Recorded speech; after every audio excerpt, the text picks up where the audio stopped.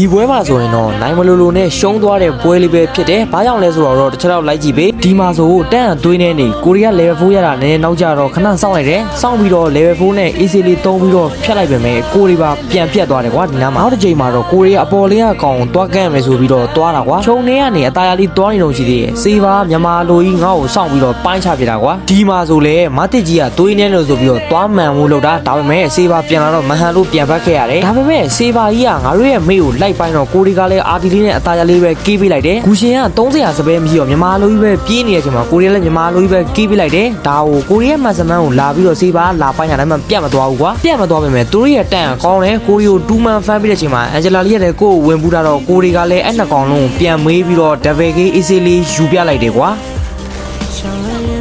ဒီဘက်ထဲမှာဆိုရင်တစ်ဖက်အနီမီတင်းကလောလုံးနေတာကွာလောကလည်းတွေးတော့အောက်ရောက်နေပြီတွေးတော့အောက်ရောက်နေတော့တစ်ဖက်ကကောင်တွေကငါ့ကိုလိုက်ရှာတာကွာနောက်ဆုံးမှာတွေ့သွားတဲ့ခါကျတော့အန်ဂျလာလီကကိုကိုပူတာတော့အနှစ်ကောင်လုံးကိုရီးယားဖြတ်ပြီးတော့လောကိုအตาရလေးပဲယူခဲ့ရတယ်ဒါပေမဲ့အရင်တော့ตาရမနေဘူးပပဝန်ကူပါဆိုတဲ့အတိုင်းကိုရီးပဲပြန်မောက်ခဲ့တယ်ကွာတစ်ဖက်အနီမီတင်းက၄ကောင်လုံးဂန်းနေတာကြောင့်မလို့တာဝါကိုမြင်သွားချူတာဒါပေမဲ့ခရီးကကွာသူနည်းပဲပါလာတဲ့အတက်ကြောင့်မလို့မရခဲ့ဘူးမရခဲ့တဲ့အပြင်ကိုမှတစ်ဖက်အနီမီတင်းကအကုန်လုံးပြန်ထွက်လာပြီးတော့ငါတို့ကောင်တွေအကုန်လုံးကမ်ပလိုက်တယ်ကိုရီစီမာက6ကောင်ပဲကြံတာအဲ့ဒါကိုသူတို့ကအသားရလေးဖြတ်ပြီးတော့ပွဲကိုပြောင်းပြန်လုပ်ပြီးသူတို့ကပဲအနိုင်ယူရတယ်ဒီလိုပဲကွာမျောလင်းချက်တွေအရင်ထားခဲ့တော့နောက်ဆုံးမှာကိုရီပဲနာကျင်ရတာကွာ